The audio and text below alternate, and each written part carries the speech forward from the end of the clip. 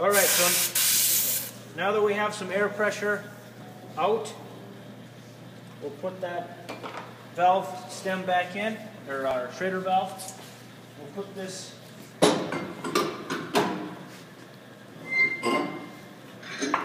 make sure this goes on afterwards. That goes on there. And then this is our lock. If you hit this red button, you can slide it on the shaft easy. And then to take it off, you have to hit that red lever on there too. Then we want to make sure that we put the brake on this and tighten this up. You just want to have it snug, and then just push this with your hand and make sure this thing isn't wobbling all over the place.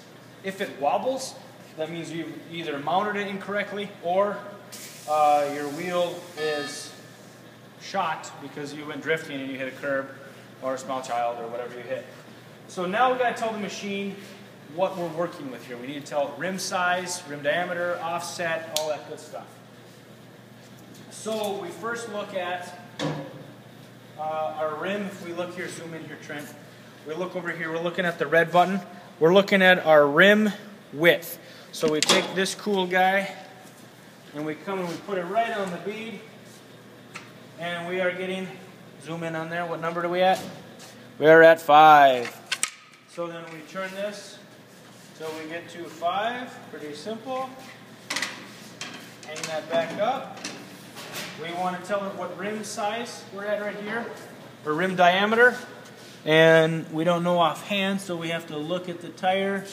It says P185/65R 14, so we turn this down to 14, just like that. And then we want to take this guy right here and we want to push this over so that it touches the inside of that bead there, and it'll beep when it's ready.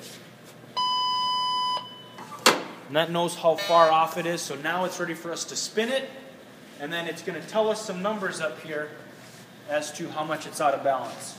So we just spin this with the handle until it beeps. That's it.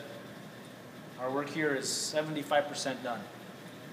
It'll automatically calculate what we need to be at, and it'll automatically stop. So, come closer here.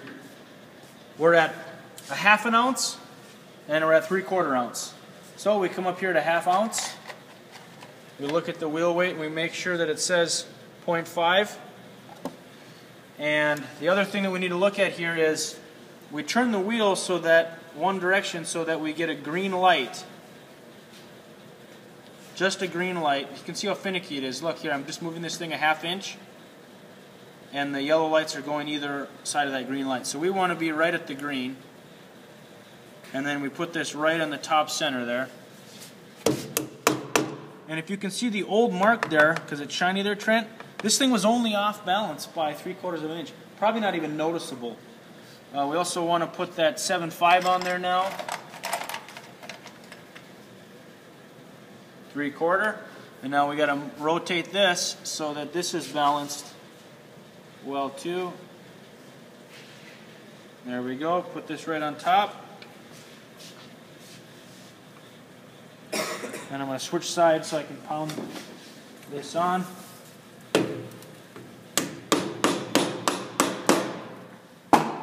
There we go. We're going to rebalance it to make sure that we come up with 0 as our net number.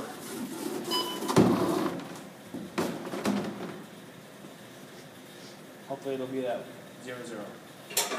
There we go. 0, 0. So we're all done. Now we can take this off. Zoom in here. Got to make sure that you've got a good grip on this. Sometimes they want to shoot out depending on how heavy the tire is.